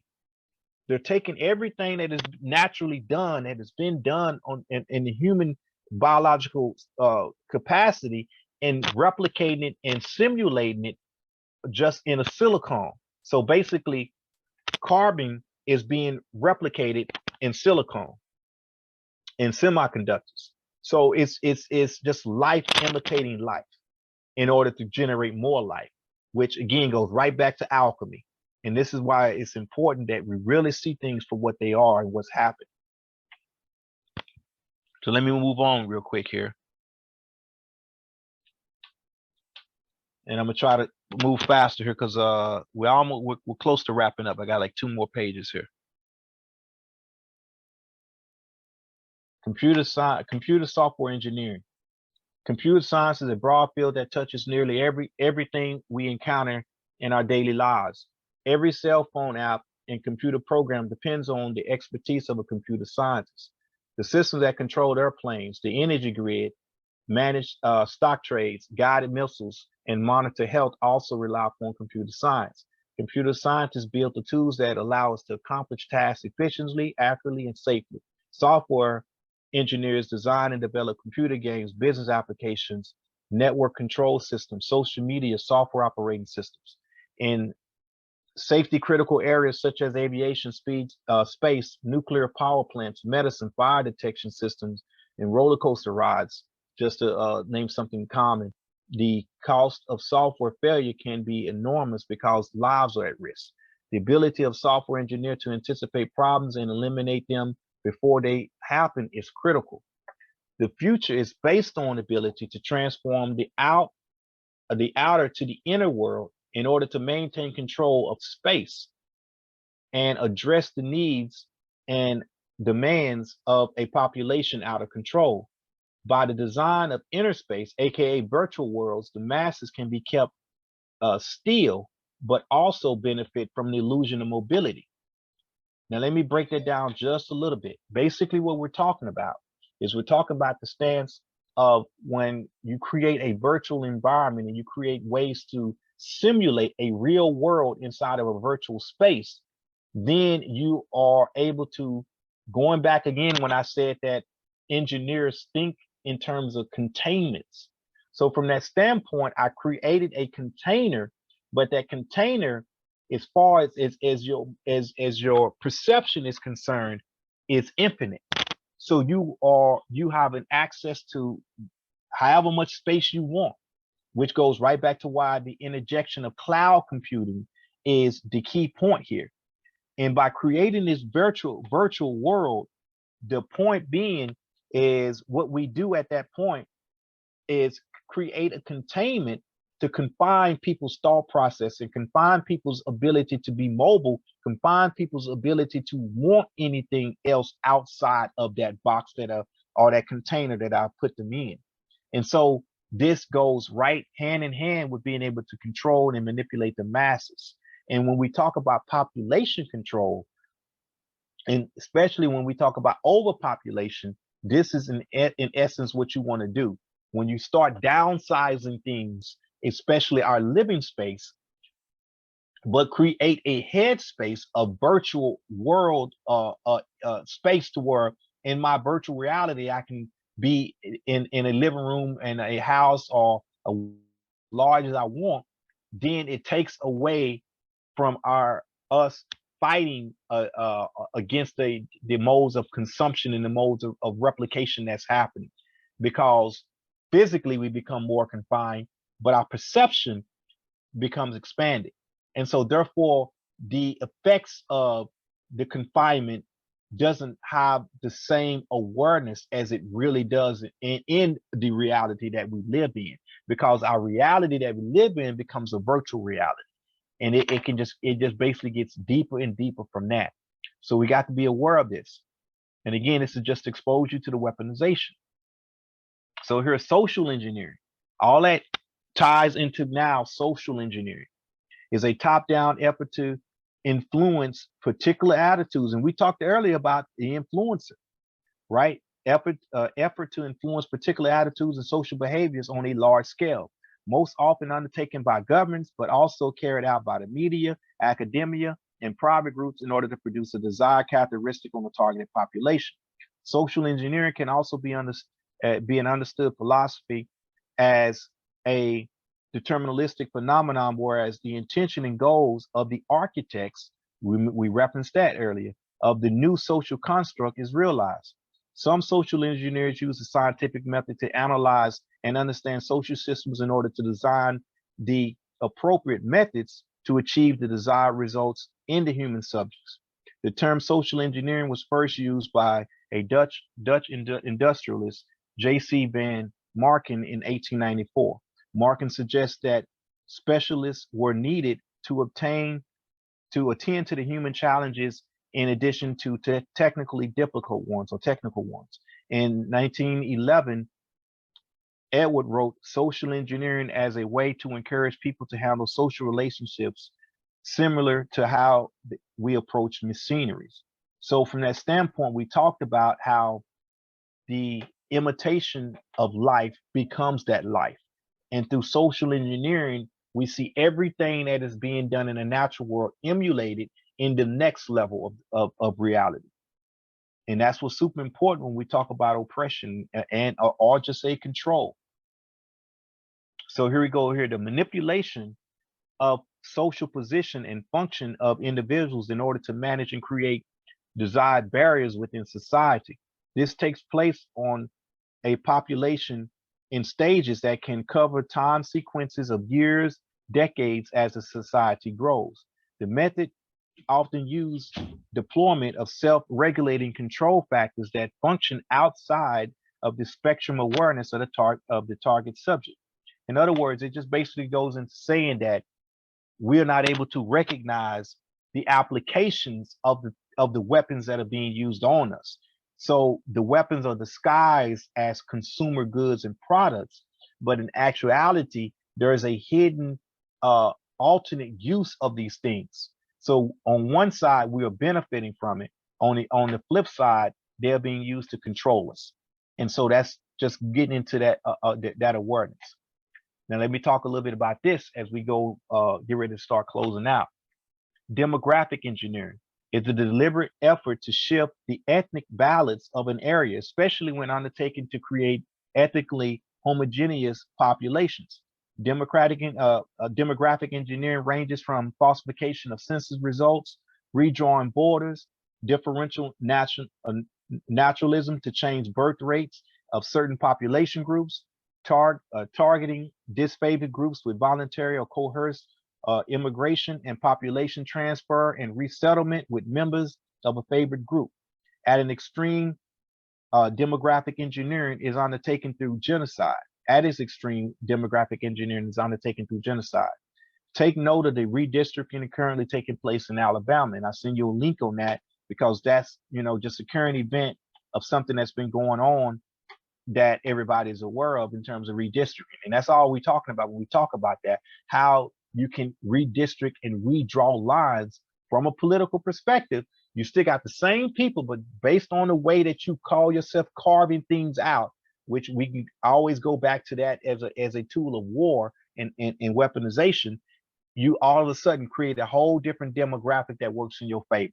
And this is what those in power do all the time, which is why we have to understand when we talk about politics, it has to be more than just simply voting. So now to sum all of that up, we get into what we call molecular engineering. It's the emerging field of study concerning with the design and testing of molecular properties, behavior, and interactions in order to assemble better materials, systems, and processes for specific functions. This approach, in which observable properties of a macroscopic system are influenced by direct alteration of molecular structures, falls into the broader category of bottom-up design. Molecular engineering is highly interdisciplinary by nature, encompassing aspects of chemical engineering, material science, bioengineering, electrical engineering, physics, mechanical engineering, and chemistry. So it's summarizing and summing up all of the different ones we've already talked about. There are also considerable overlaps with nanotechnology in that both are concerned with the behavior of materials on a scale of nanometers or smaller. Given the high fundamental nature of molecular interaction, there are a plethora of potential application areas limited perhaps only by one's imagination and the laws of physics. And so in ending with that, we go to the next part here as we sum up. By knowing the effects of engineering and the power wielded in architect of design, we can expand on the means of self-determination. This is the ability to determine and control the process of defining.